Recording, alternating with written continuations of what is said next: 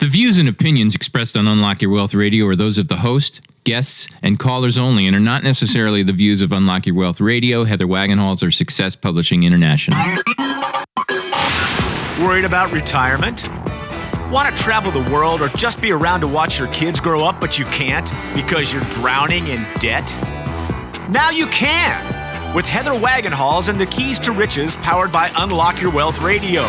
Heather will show you how to stop chasing your wallet, eliminate debt, lose financial stress, and live the life of your dreams. If you truly ever wanted to have more, do more, be and give back more, now's your chance. Listen weekly to hear what others are doing to manage their money better with these proven strategies for building wealth with the Keys to Riches financial philosophy. Now, here's your host, Heather Wagenhals.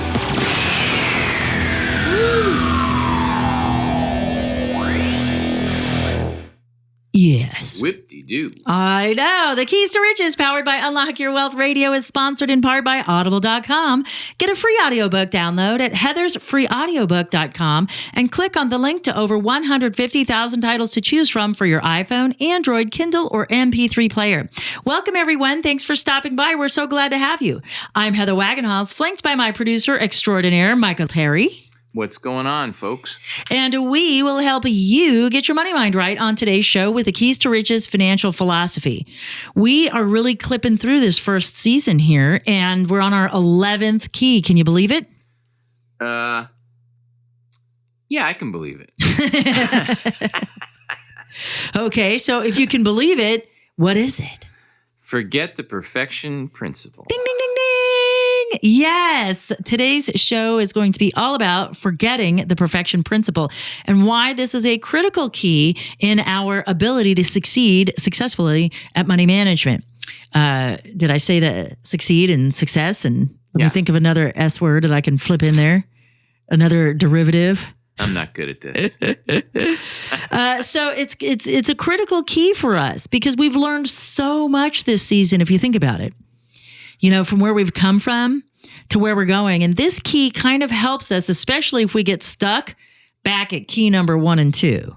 Because sometimes that'll happen. We get through key 1, we come out of denial, we accept, but then we get paralyzed when it comes to key 2, and that's the taking action and making assessment. And so sometimes we get hung up. And so, you know, you might still kind of hang in there and be listening to what you're supposed to be doing or reading or even taking the video series, the complimentary video series on our website. And yet you still haven't taken action. And today's key can maybe give you some insight as to why you haven't. And that's Dinero saying, yes, you should sign up for our complimentary video series at keys2riches.com. What's he doing down there? I don't know. He left the warmth of this wonderful little studio. I know. Heat rises. Maybe there's a cat in a window across the hall that he's yapping at. So anyway, moolah word of the day. It's you hear people talking about it's all about balance. I don't necessarily agree with that, but we're going to learn about what balance means in financial terms today. And we're also going to address today's money drama that kind of stems from this week's key. And that would be the analysis paralysis that some of us get in when it comes to perfection. So we're going to talk about that, or how this key relates to analysis paralysis under the auspices of being perfect at the money decisions that we make. We just need to start making them. And you don't have to be perfect. I know. Yeah. So, you know, Mac Newton used to always say, ready, fire, aim, because you got to take that first shot to see how close to or far away from the target you are. Yeah. And then you can adjust. But if you've never taken a shot, how are you going to know? Yeah. You got to do something. Take some action. Absolutely. And then be able to see what's going on. So we're going to learn about that and about being paralyzed in our past and what keeps us from moving forward from key 2. So let's move on, shall we, to the moolah word of the day. Maestro of moolah, Senor Terry. Balance is today's word, and it's not about getting in touch with your spiritual side. It's about the amount of money in an account equal to the net of credits and debits at the point in particular time for that account. It's also referred to as account balance. Another definition of balance may be the amount remaining to be paid toward an obligation. For example, a homeowner who has paid down $25,000 of a $100,000 mortgage has a principal balance of $75,000. Balance also refers to appraised principal that states the greatest value in a property that will occur when the type and size of the improvements are proportional to each other as well as the land. So, and so to understand what that means, a balance would be in a single family neighborhood, not putting a 4-story skyscraper high rise. Okay.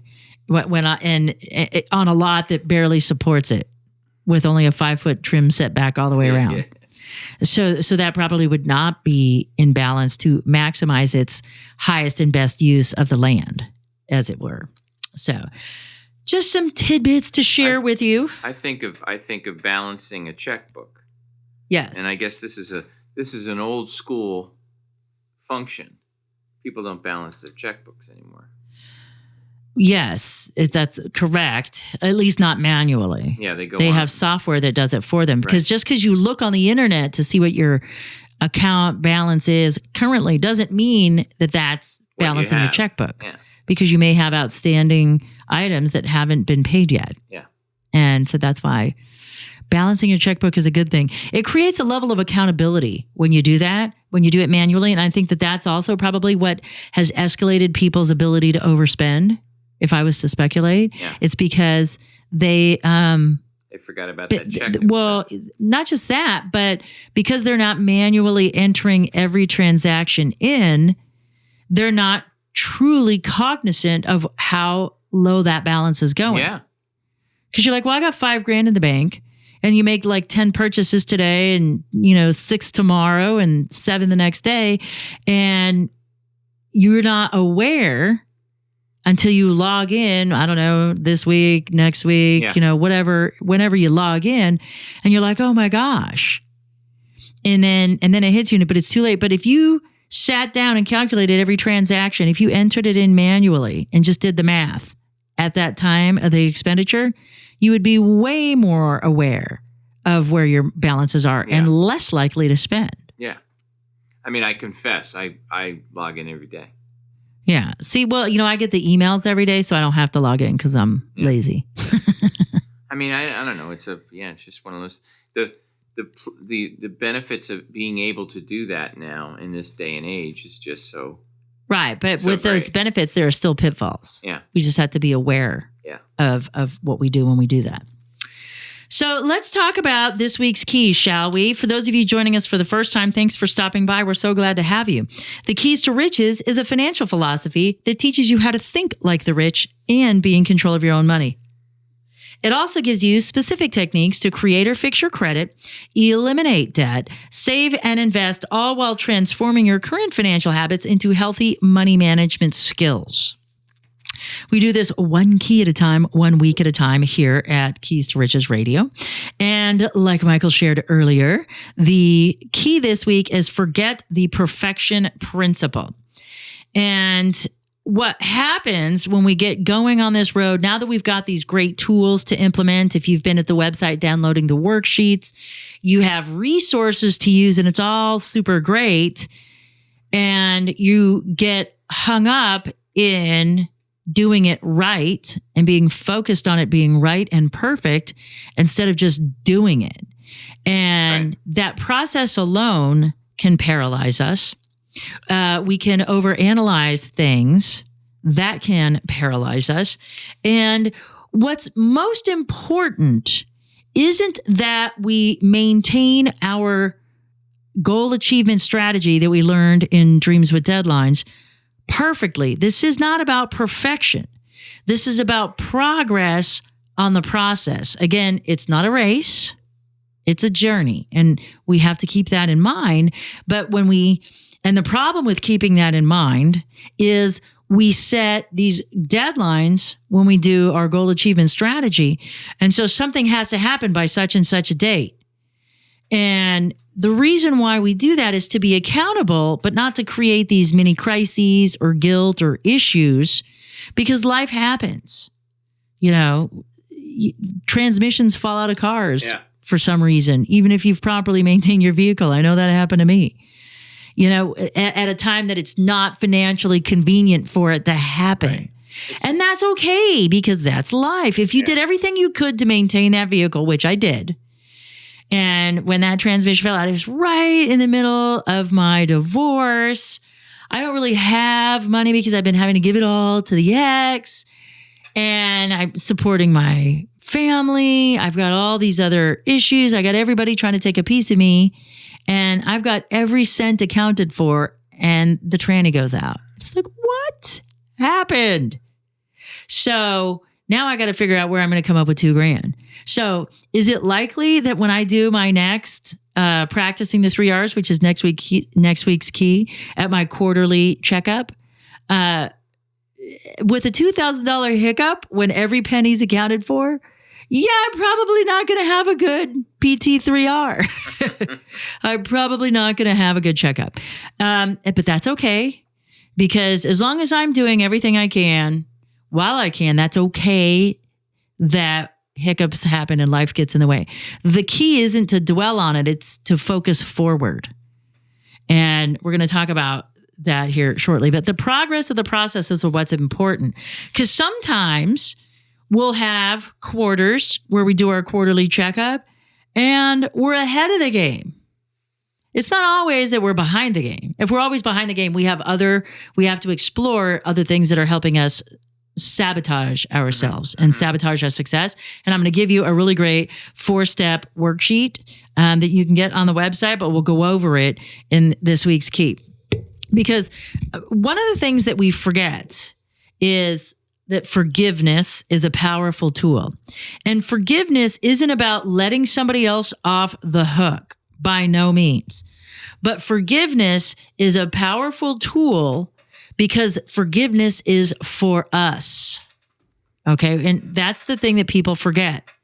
You know, we tend to not forgive, especially when it's ourselves, because we're worried about making that same mistake again. But what happens is when we focus on that problem and say, I'm not going to do that again, what are we saying? For those of you who have been with us for a while, you know I talk about brain-based financial literacy. The brain doesn't hear the word no.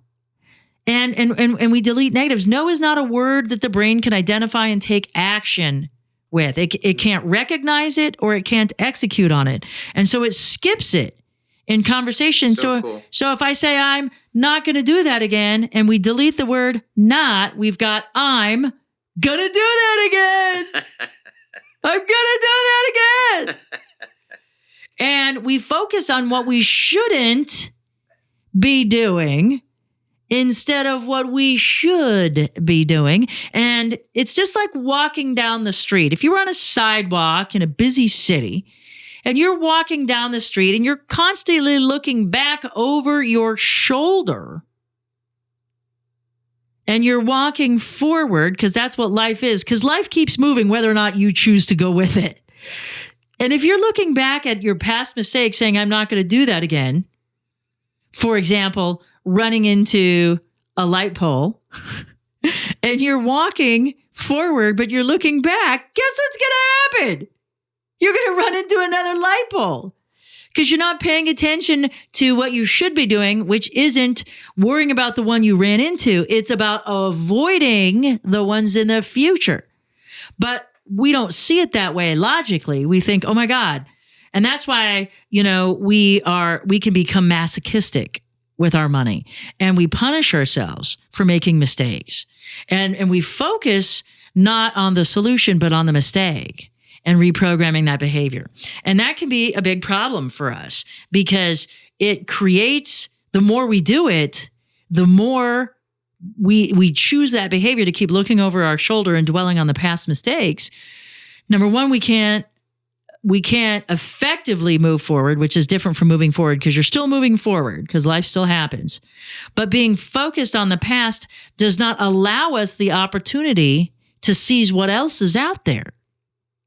So we get hung up in this. And what we need to do is we need to let ourselves off the hook. And we have to understand that word forgiveness.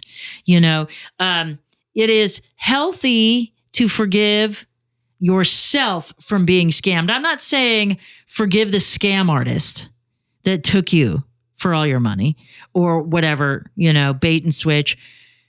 You're not looking to forgive the other person. Don't get me wrong. You can release them from the onus of the mistake, but you're the one. We have to use I statements and we have to focus on ourselves and figure out it's not about letting someone else off the hook. It's about understanding the situation and taking the meaning and the message from the mistake and moving forward and leaving the emotions out of it.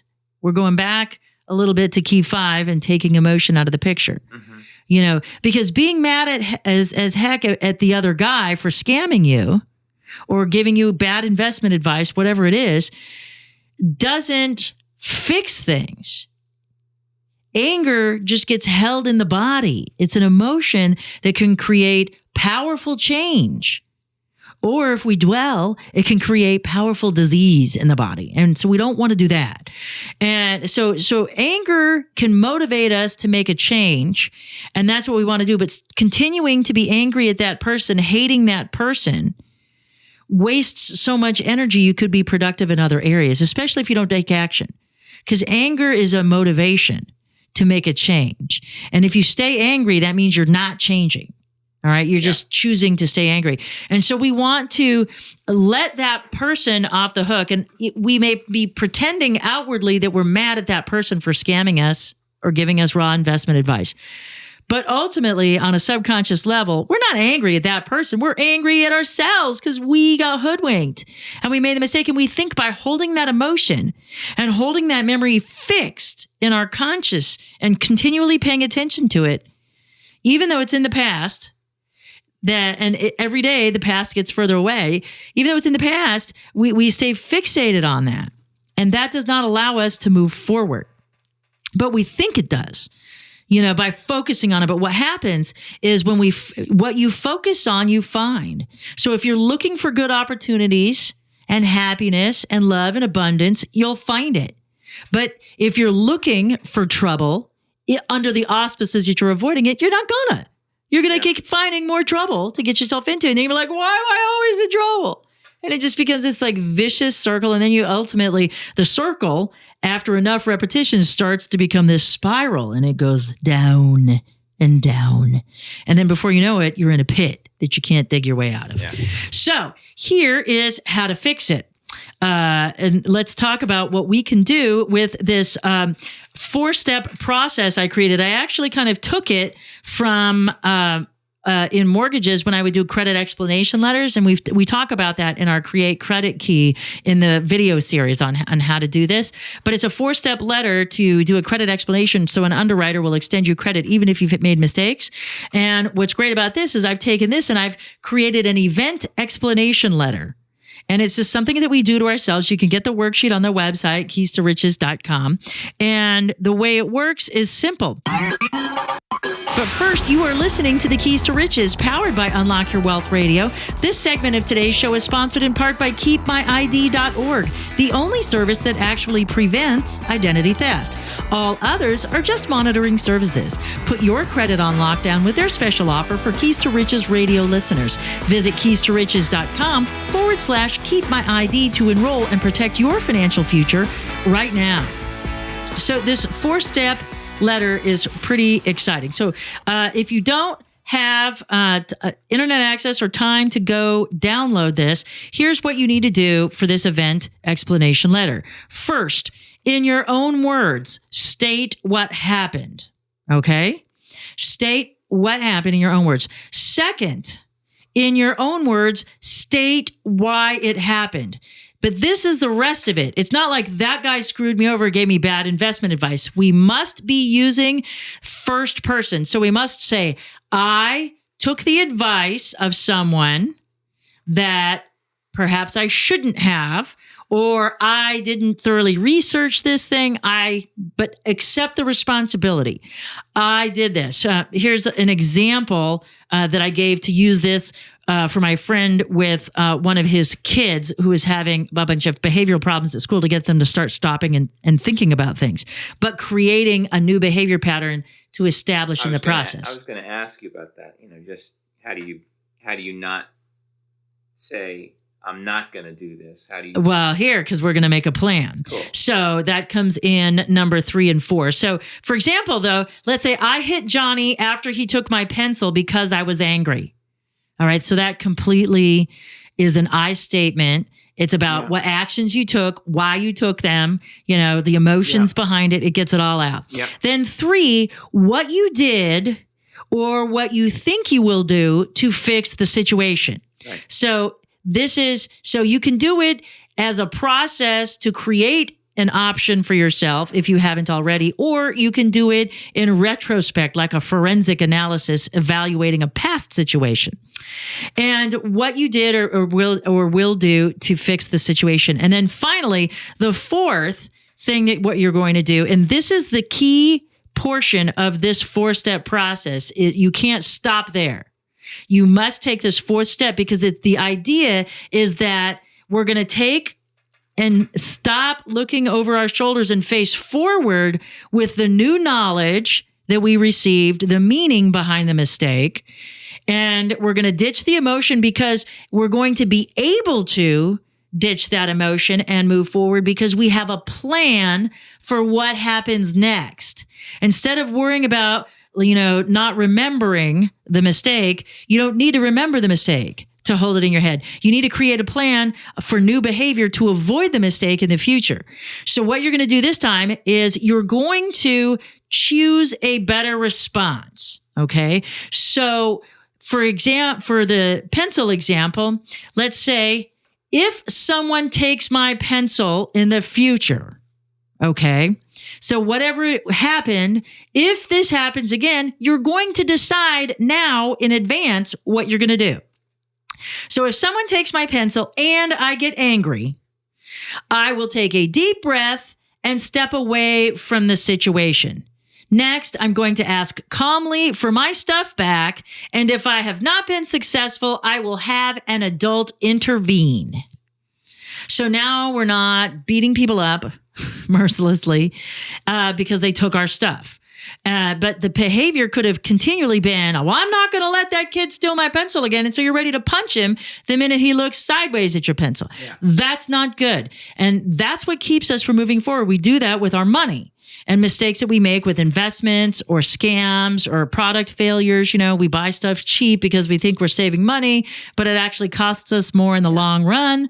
So whatever you did, you're going to create the new behavior, and then we're going to do a little visualization and see ourselves doing it the next time successfully, making a better choice or avoiding a conflict or navigating successfully whatever that particular issue is. And then just set it in a notebook, set it aside, and save it, but know that you addressed it. You took ownership for it. You acknowledged emotions that were involved. But by acknowledging them, right, wrong, or indifferent, because sometimes people piss you off or you get hurt or for whatever, right. And your feelings are your feelings. You're always entitled to them, right, wrong, or indifferent by somebody else's standards. So whether you were entitled, you're always entitled to your emotions, but whether or not you should have been sad or mad or happy, whatever it is, it's not important. Okay. What is important is when you acknowledge those, recognize that they were there, then they kind of go away. But when you hold it in and you harbor those feelings, they can turn into resentment or all kinds of ugly, other horrible guilt, perhaps. All of that stuff just builds up. And it paralyzes us and it keeps us from moving forward. But the 4-step process, real quick, state what happened. Second, state why it happened. Third, state what you did to fix the situation. And 4, state what you will do in the future if this situation presents itself again. So if you made an impulsive investment because of this charlatan, the next thing you do isn't going to avoid investments, because that's what most people would do. Well, I'm not investing anymore. I got burnt. Yeah. But what you need to do is investigate more thoroughly. So that's what your number 4 is. So next time I'm presented with an investment opportunity, I'm going to investigate it more thoroughly. I'm going to determine the credibility of this person that's offering me this investment. I'm going to ask other people who have invested what their experiences have been, and then I'll make another decision. It might be to go forward. But you don't want to exclude yourself by making a unilateral decision. I won't do that again. It just paralyzes us. And so for this week's money drama, being caught up in the past is what paralyzes us. And we have to be careful of this. And we do it to protect ourselves. Sometimes it has to do with feelings of worth. And prior programming. Maybe your parents told you weren't smart. Honey, you're just not good with money. I lost my money. Yeah. Can I have more money for ice cream? I lost my money. It started when you were a kid.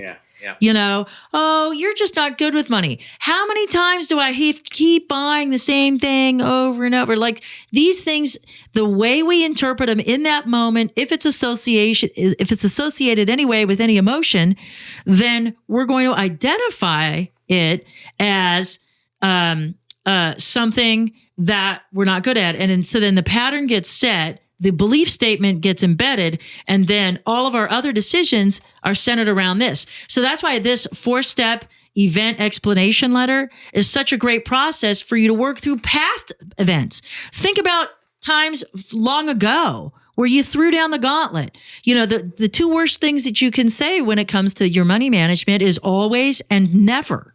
Yeah. And if we're saying, I'm always going to do this, even if it might be bad for you, or I'm never going to do that, even if it might be good for you. So that's one thing that we can do.